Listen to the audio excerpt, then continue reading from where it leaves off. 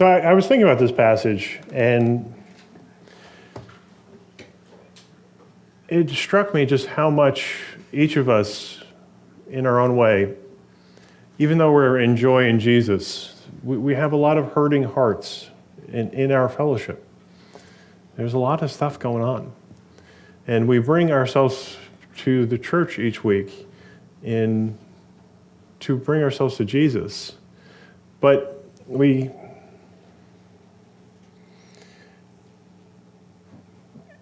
particularly in today's passage, Jesus speaks to that hurt, and he speaks to the pain that life throws at us, and just gives us a picture of a life that is so much different than what is the world offering out there.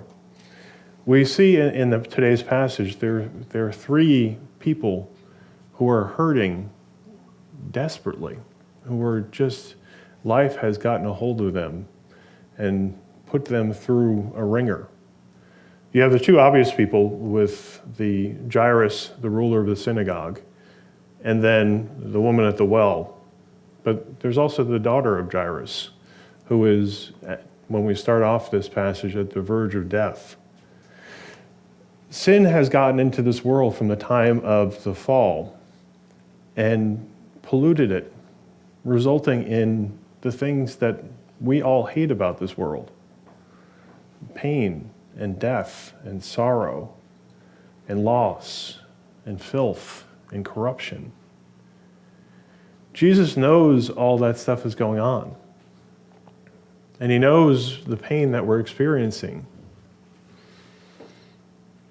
We can look at the world and the stuff that's going on and the pain and say, why is it going on?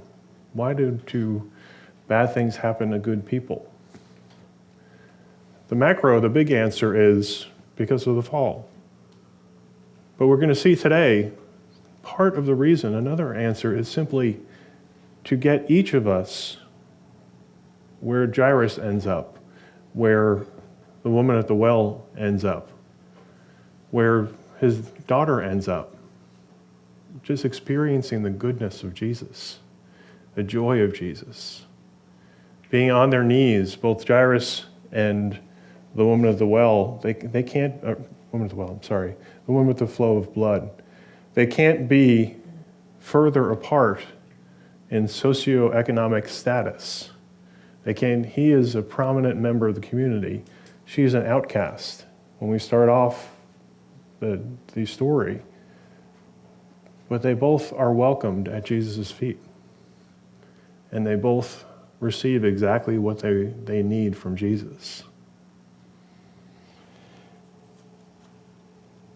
Paul was an amazing guy before Jesus. He was accomplished. He was the Pharisee of Pharisees. He's the Hebrew of Hebrews. But after he meets Jesus, he realizes that everything in his life beforehand was wrong. What he counted as gain before is now loss. What he thought was good and was going to save him was really bad. And what people, the world, say now is loss is really gain. God uses situations like we're going to go through to get us to understand that our vision is sometimes backwards, that we're not seeing things correctly, and to get us to Jesus' feet. So we're going to be looking at both the Matthew account and Mark, which is Mark chapter 5. So I don't know if you have one of the thready things to put in there. I don't know what the proper name for this thing is, but it's helpful because we'll be going back and forth. So starting in verse 18 from Matthew chapter 9. While he spoke these things to them, behold, a ruler came and worshipped him, saying, "My daughter has just died, but come and lay your hand on her, and she will live."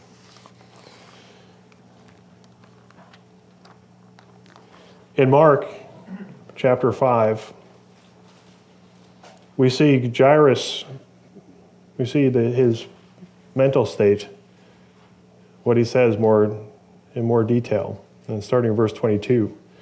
And behold, one of the rulers of the synagogue came, Jairus by name, and when he saw him, he fell at his feet and begged him earnestly, saying, My little daughter lies at the point of death. Come and lay your hands on her, that she may be healed and she will live. So Jairus is a fascinating figure because he's a leader of a synagogue. You may be familiar with Jairus, but do we understand what this means? He is one of the religious leaders of the time. The religious leaders who, by now, have decided to kill Jesus. They're plotting against Jesus, and they're doing everything possible to undermine his ministry and to trap him, get him to blaspheme, try to get him stoned to death. The leader of the synagogue would have been a prominent member of that community. He was kind of like a pastor of the church, or the one who goes in and is the administrative head of the local synagogue. It was a very profitable position. To get anything done in the synagogue, you had to pay money. And it was a very well-respected position. You were a religious leader in a society that cared a lot about religious leaders. Jairus has a humongous problem, though. He's got this position, and he's got this prestige, and he's got this power, and he's got this empty religion by the time of Jesus coming. But he's also got this daughter who he loves dearly, his only daughter, 12 years old. And she is sick. She's gravely ill. In Matthew, it says when he shows up, she says he's dead in the Matthew translation. But the word itself means that she's about to die or she's on the verge of death. By the time I get here, she's going to be dead. She's as good as dead. And we see from Mark that he says she's dying. She's in really bad shape. Now, from our viewpoint, when we look at this situation, we say, his daughter is dying. That's horrible. That's terrible. And it is.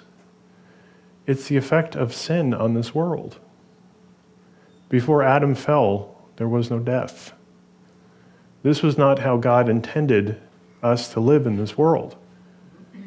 But because of our sin and our rebellion and our self-will, this little girl is at the verge of death. If we stop there, we miss God's hand in this. Because if we just say, she's dying, it's terrible. God's terrible. Well, I'm done. But Jairus is a man who is on the verge of eternal death. He's a religious leader, part of the folks who are plotting to kill the Son of God. And on one side of his life, he's got everything stacked up that should prevent him from following Jesus. By this time, the religious leaders, the synagogue leaders, like Jairus, have said, if anyone follows Jesus, they're going to be put out of the synagogue. They can't participate in our system anymore. When you're put out of the synagogue, you can't associate with Jewish people. You can't worship. You can't go to the temple. You often can't do your own job because it's so intertwined with the synagogue. So that's what you have on all that motivation saying, don't follow Jesus. It takes a pretty strong jolt, pretty strong motivation to go against that, right? But who does Jairus love? Who does Jairus really care about? His one and only daughter. And through the sickness that his daughter has, Jairus is forced to examine, what do I care about? What is powerful in my life? What can save me? Like Paul, what do I count as gain and what do I count as rubbish? In Philippians 3:8, when he says that, the word he uses is what they use for a ship that is caught in a storm. And they need to take the cargo and throw it overboard. God allows these situations in our lives caused by sin and caused by rebellion so that we examine what in our life is worth holding on to and what in our life is worth throwing overboard because it's only bringing us down. It's only setting out to really destroy us.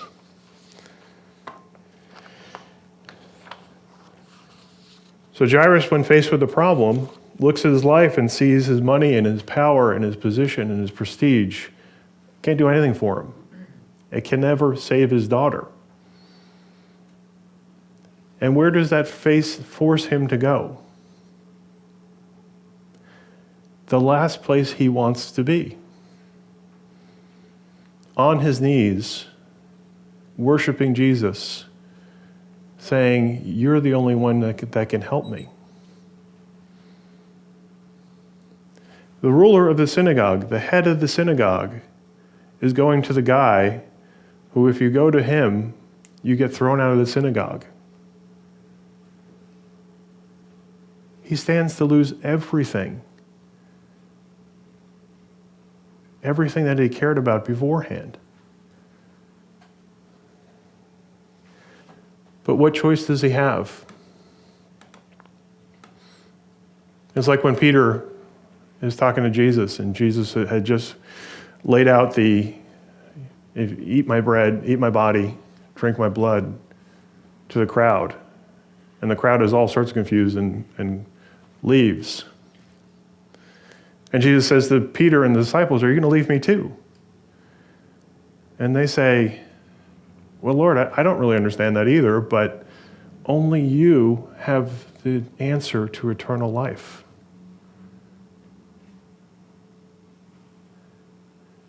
It's the question of what is loss and what is gain in our lives. And I know a lot of you have the story before we get to Christ of things getting really hard, like Jairus. Things really starting to squeeze and everything becoming painful to get us to our knees before Jesus. But the question is now in Christ, are we still experiencing the same thing? Are we counting things as gain, as good?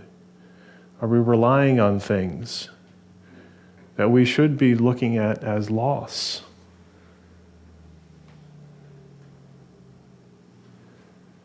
Whether it be pride or self-sufficiency, whether it be our intelligence or our effort. And the Lord, when we choose things that are not Him, anything,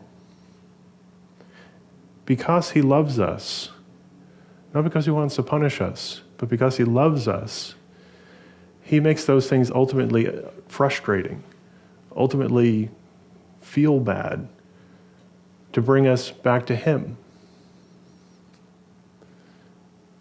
In Hebrews chapter 12,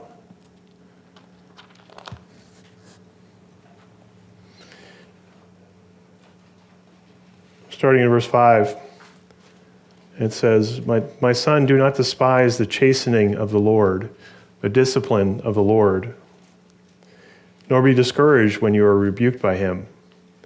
For whom the Lord loves, he chastens, and scourges every son whom he receives. If you endure chastening, God deals with you as with sons.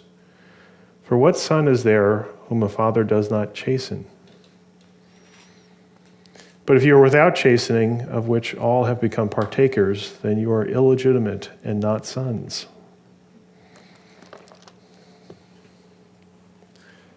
Discipline. God allows, look, this is not a message about name it and claim it.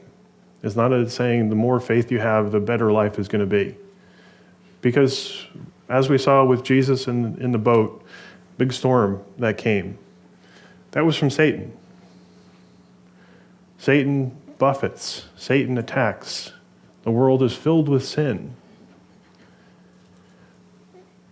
The hope we have is the fact that no matter what Satan does, God is going to take that and use it for our good, and use it to get us to our knees before Jesus, where we are supposed to be, where we're meant to be, where we feel the most complete, where we feel the most joy, where we feel the most comfort. He doesn't just leave us there and say, you deserve it.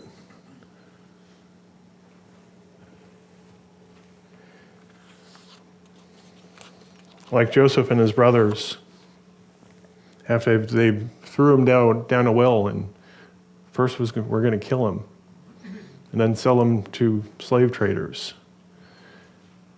Joseph says, what you meant for evil, God used for good. What the world means for evil, God uses to help us.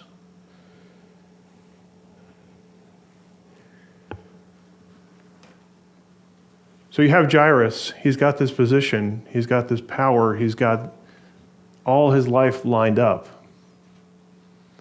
And then he's got this huge problem that nothing in his life can handle. He's got no reference point. But he also has seeds that are likely planted. He's in the same area where Jesus is healing paralytics. And Jesus is preaching the Sermon on the Mount. And Jesus is healing lepers. You wonder remember when the 4 friends bring the guy and lower him down in front of Jesus? Remember, he's in front of a group of religious leaders there. Do you think Jairus is there? Jairus is there with an unsick daughter, and there's a seed planted. And it's only when he's desperate that he thinks back. 2 and 2 together. Jesus healed that guy. Maybe he can heal my daughter. I only have to humble myself.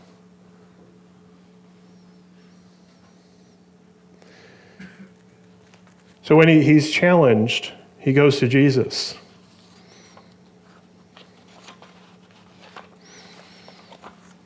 And look what Jesus' response is.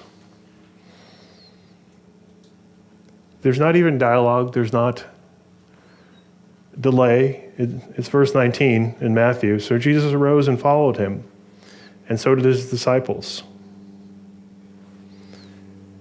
Do you ever have the feeling, Lord, I've done this too much. Lord, I've gone too far. Lord, I haven't prayed in a week. What a loser I am, Lord. You're not going to listen to me. Jairus is part of the party that's plotting to kill Jesus. Jairus is everything that's wrong with religion at that point. He's empty religion. The stuff that Jesus rails about. He comes, says, my daughter is sick. Jesus says, all right, let's go.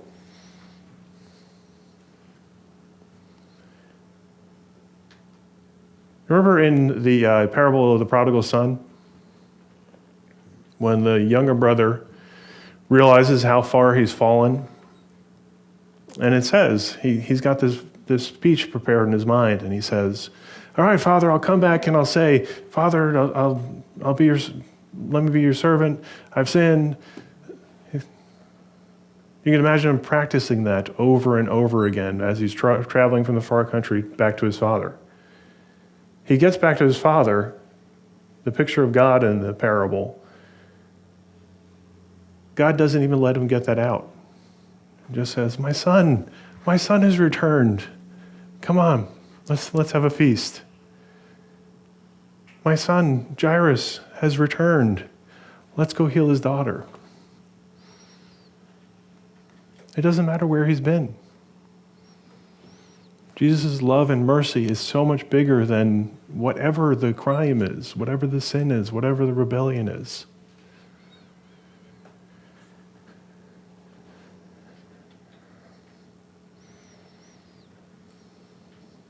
As long as we come in faith and say, Lord, you're the one to fix it. Don't know what it is. Look, if we're here today and we've got something that's hanging on us, if we're stuck, Jesus says, I don't care what happened yesterday. I don't care what happened a minute ago.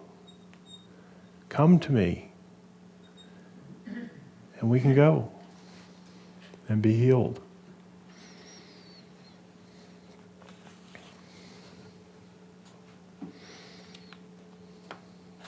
So Jairus starts taking off with Jesus.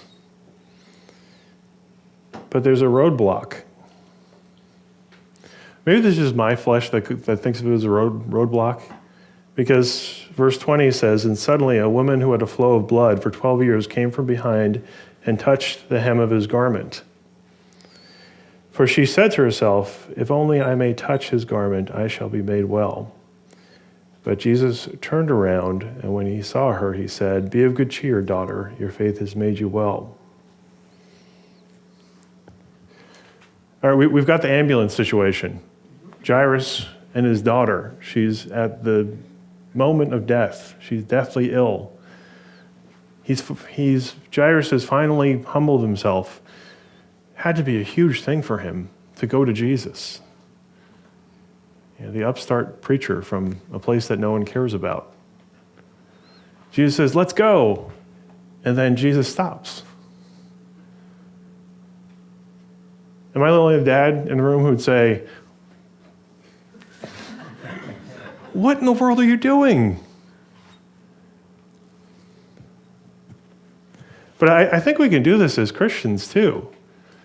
Do you ever pray for something and pray for a long time and then see someone else get their prayers answered and be like, Lord, what? Why aren't you blessing me?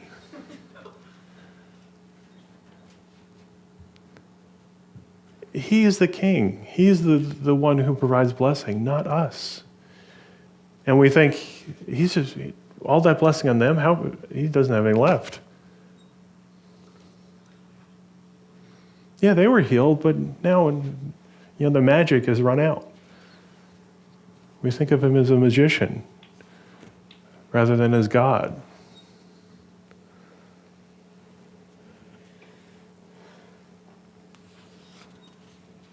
But Jesus wants to bless us each in our own way, in our own time.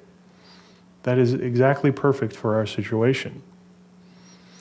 And when we get to Jairus' house, we'll see that it was good to get there exactly that time for God's kingdom.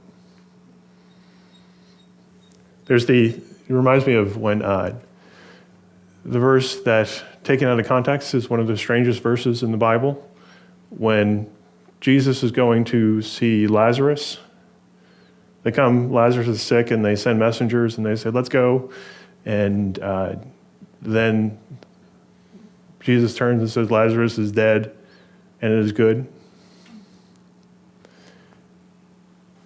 Out of context, it doesn't make any sense. But Jesus is about to do the raising of Lazarus from the dead, an amazing miracle to help everyone around him. When Jesus gets to the house of Jairus, he does an amazing miracle that is exactly what is needed for that situation at that time. Exactly that time, not any moment sooner or later.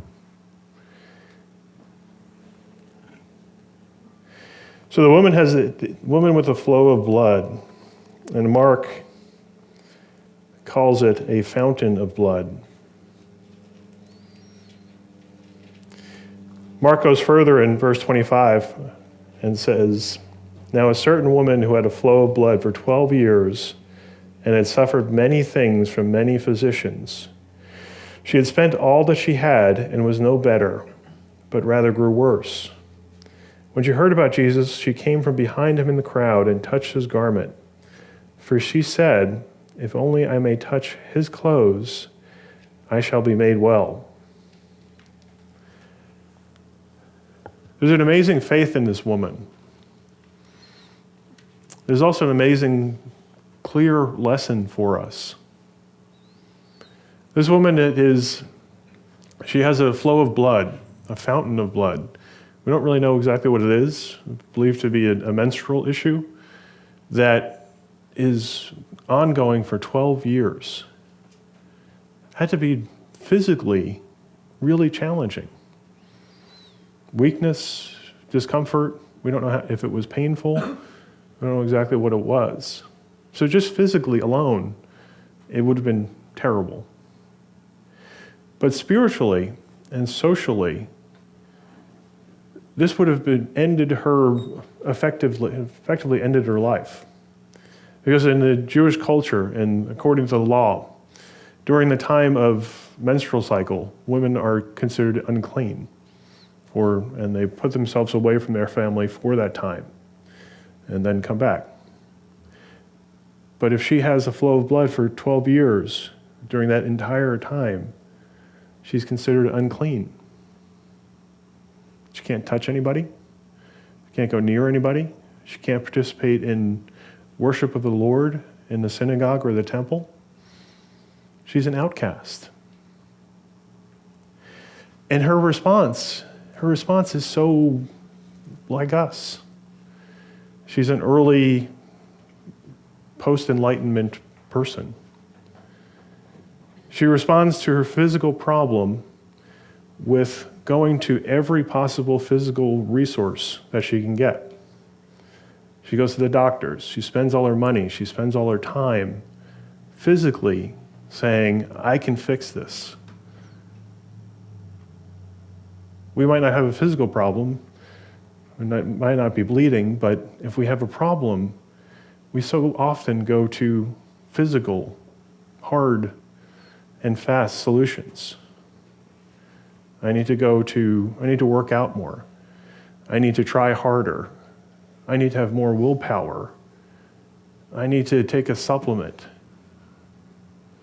We're all down on this level. But what has she not done? She hasn't gone to Jesus. And each dollar, shekel she spends, she just keeps reinforcing, man is going to fix this, man is going to fix this, man is going to fix this. And we read, what does man actually do? Makes it worse. She winds up broke, desperate, and outcast. Look at the message Jesus is sending. Guy way up here, Jairus. Choose life will beat you down.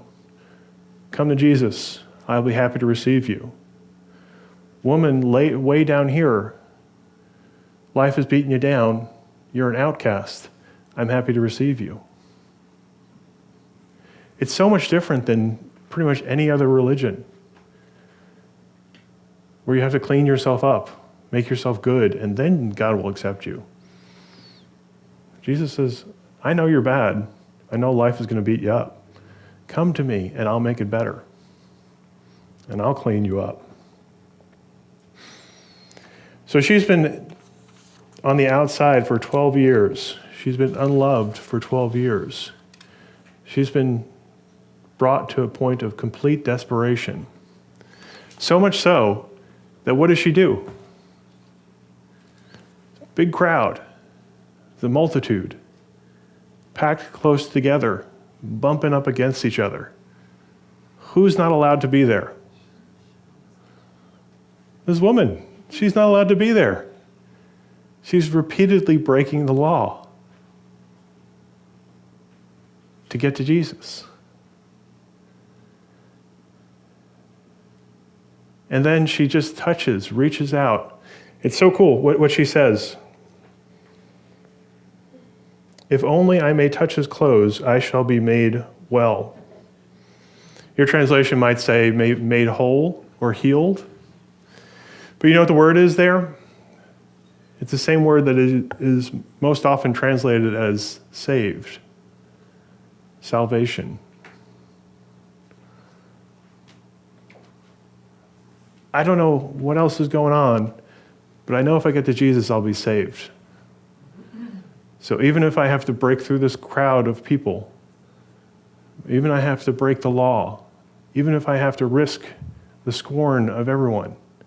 Seriously, think about what would happen if that crowd of good Jewish men and women suddenly realized that a woman who is unclean has been bumping up against them for hours.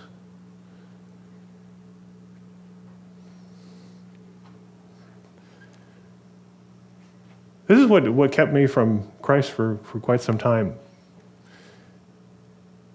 If the people around me realized that I was thinking about Jesus, they'd think I was weird. The social reaction. This would probably be much more serious.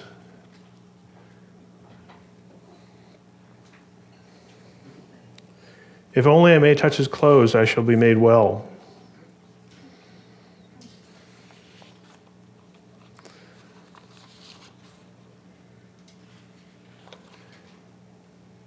So she reaches out and touches the hem, the place on a Jewish man's clothing. It would be on the bottom of his robe and the sleeves. There was a hem of blue and then tassels that would put there, and the blue would put there to remind them of heaven, that they belong to God, and to distinguish them from everyone around them. And that's what she reaches out and grabs. I'd have trouble picturing this because the logical conclusion, if she's grabbing at his garment, she's either grabbing at around his feet or his arms.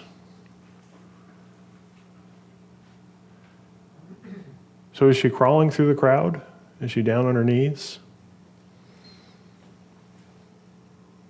It's where her heart is at that point.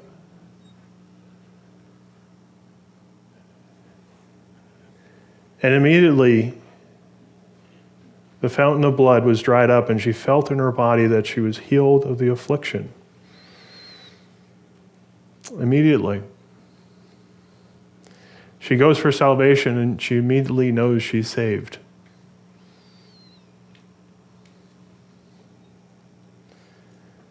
And Jesus, immediately knowing himself that power had gone out of him, turned around in the crowd and said, "Who touched my clothes?" It's another awesome word. The word that's translated as touched is not like,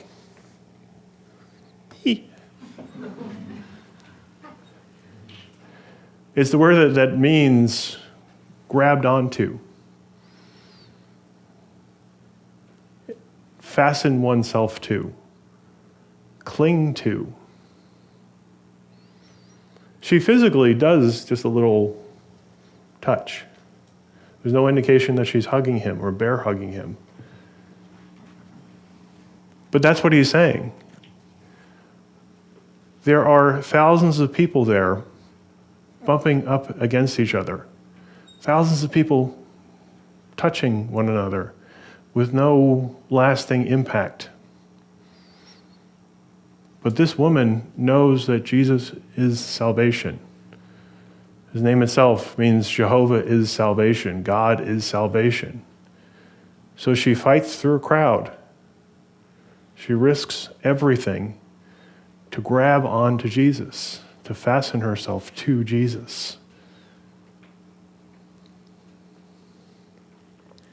Because she knows that no one else has the answer to eternal life. This is the question that Jesus has for each of us. Out of this crowd, thousands, two, Jairus and the woman, are willing to grasp on. And these are the people, he's going with Jairus, he's talking to her. In our life as Christians, in our life, are we the ones who are desperate to get to Jesus? Desperate to grab onto him? Fastening ourselves to him so that we can get what we really need? Or are we still stuck in the stage of Jairus? I'm very important. Look at me. I can't possibly go to him. All this stuff is more important than Jesus. Or the woman at the well. I know that I'm desperate. I know that my life is withering away. I know I'm struggling. Willpower, money, whatever.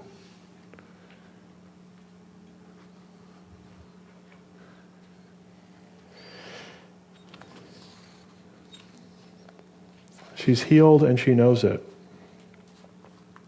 There's so many people in this world who are bumping into Jesus. Everyone is given the truth of Jesus. But only few are transformed, are changed permanently, eternally.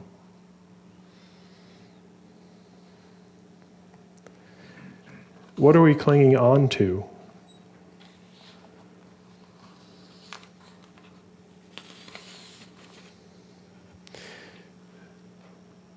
And Jesus turns. 1 Peter says, what do you mean, who touched you? Everybody's touching you. There's a huge crowd. And then verse 32 says, and Jesus looked around to see her who had done this thing. But the woman, fearing and trembling, knowing what had happened to her, came and fell down before him and told him the whole truth. Have we done that? Have we been there? Are we doing that on a regular basis? Jesus already knows the whole truth. But he wants us to fall down before him and tell the whole truth. Jesus, my life was miserable and I was trying to figure it out, make it better through self-help books.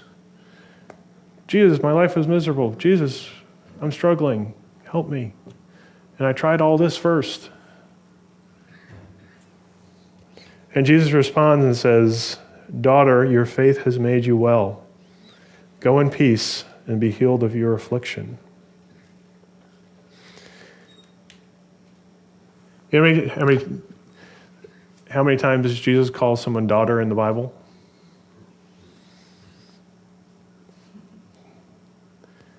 A woman who risks everything to get to him, falls down before him, tells him everything,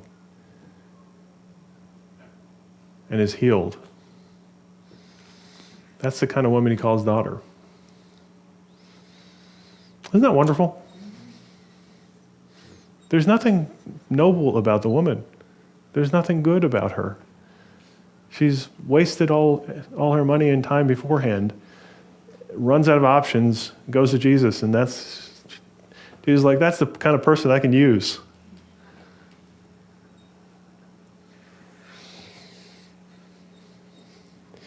But there's also a tie-in with Jairus. So verse 35, while he was still speaking, some came from the ruler of the synagogue's house who said, your daughter is dead. Why trouble the teacher any further? The woman had been plagued for 12 years. Jairus' daughter is 12 years old. These are two daughters who are being brought to Jesus. Two very different situations brought to Jesus. The one who heals. Jairus has faith in Jesus. These guys don't. They say, all right, she's dead. They might have said, well, he could do something while he still lives. Well, there's a little bit of faith. But she's dead. There's nothing this guy can do.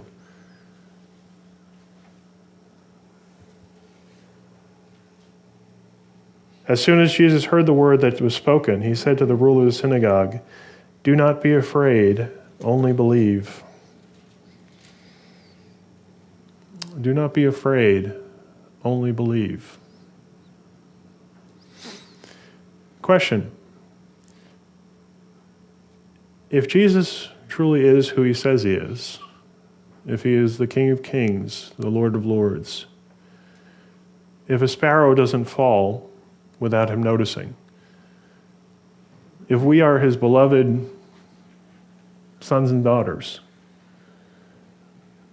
if God truly looks on us like he says in the Bible, is there ever any reason to fear? Now, I'm not saying we don't fear. We do, all the time.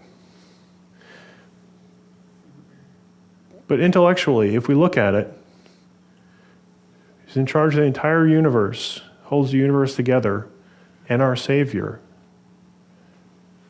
We don't have anything to fear. We just need to believe what has already been said. And that's what he's saying to Jairus. Jairus, you brought me this little faith. Jairus, you did the right thing. You came to me. You worshiped me. I understand your faith is failing you, hanging by a thread. But don't fear. Just believe. If there's something in your life, guys, that is failing, if there's someone who's lighting their whole life on fire and you're praying for them, if there's a relationship that's fallen apart, don't fear. Just believe. He's still the same healer, redeemer, awesome king that he's always been.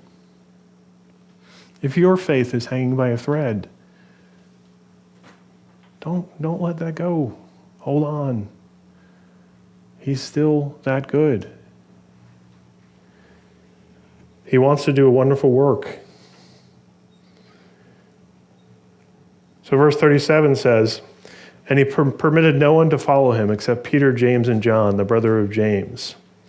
Then he came to the house of the ruler of the synagogue and saw a tumult, and those who wept and wailed loudly.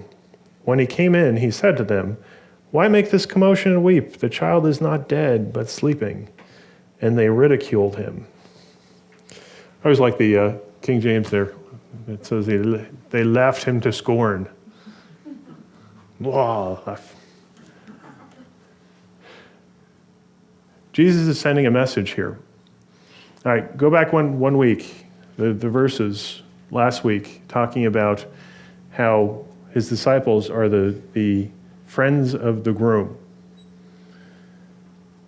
The old system, Judaism, cannot contain the new system because the Messiah has come. It's like a wedding celebration.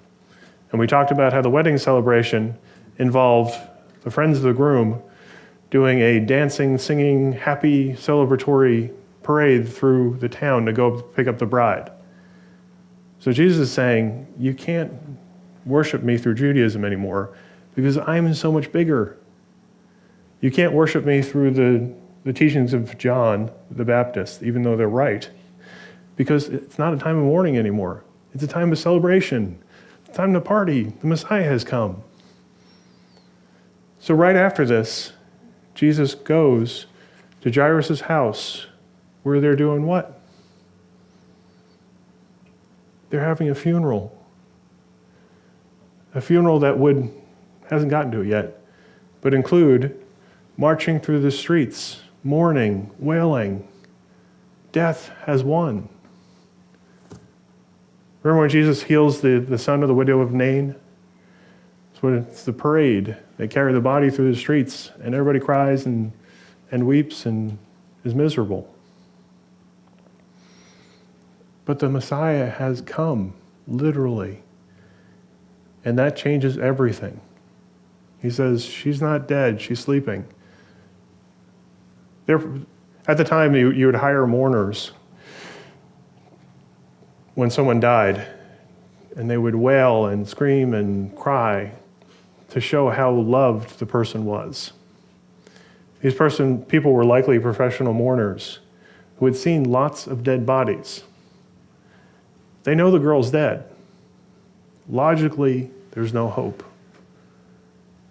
But the Messiah had come, and everything is different.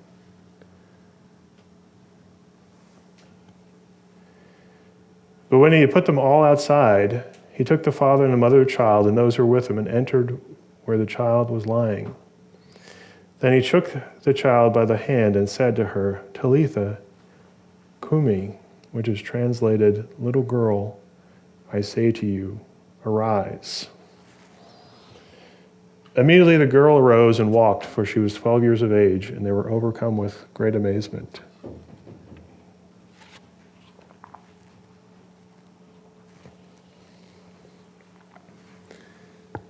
The little daughter was dead.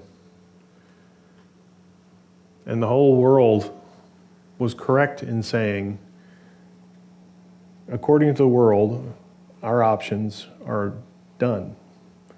We've got no hope, nothing left. But then the Messiah came. And he turns ashes into beauty.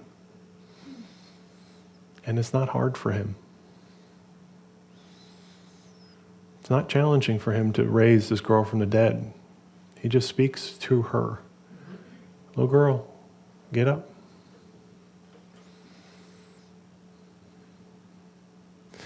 When we bring Jesus our stuff, whatever it is, it might truly be done according to judgment, according to logic, according to every feeling that we have. Whether it be a relationship, whether it be a person, whether it be hope. It really could just be burned to the ground with just ashes left. And we might be exactly right. Everything failed. But that's when Jesus does his greatest work. And it's not hard for him.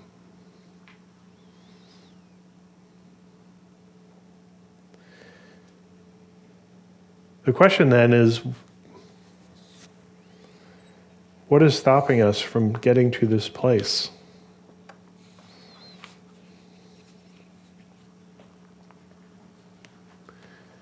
Are we putting hopes in things other than Jesus?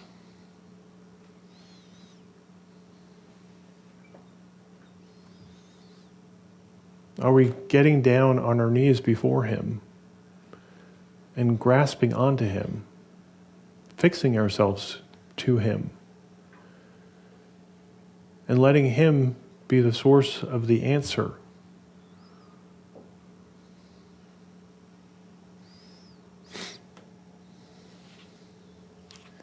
Do you remember back in school when you'd be in class and the teacher would be talking, and particularly if it was later in class, you'd just be... And then the teacher would say the magic words, this is going to be on a test. And suddenly you'd be like, oh, I haven't heard anything in the last hour, but I'm going to pay attention now. Satan loves to keep us in the apathetic stage, where we're just, this might work, this might work, this might work, this might work. Jesus has words, has time, has attention, has healing for those who forsake everything else and get to their knees in front of him, who cling to him, who know that he has the answer to eternal life.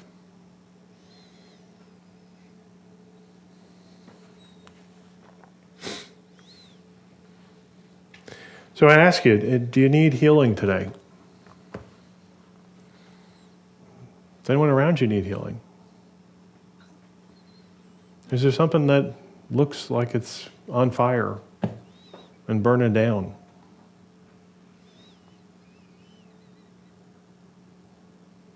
Is Satan buffeting you?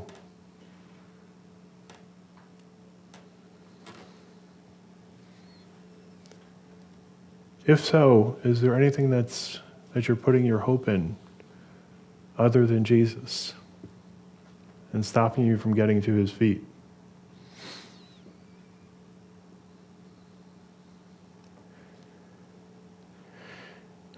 After the closing song, we'll be up front. If you're struggling, if you need healing, if you're feeling this way, come on up, we'll pray. It doesn't matter what happened yesterday. It doesn't matter what has stopped you to this point.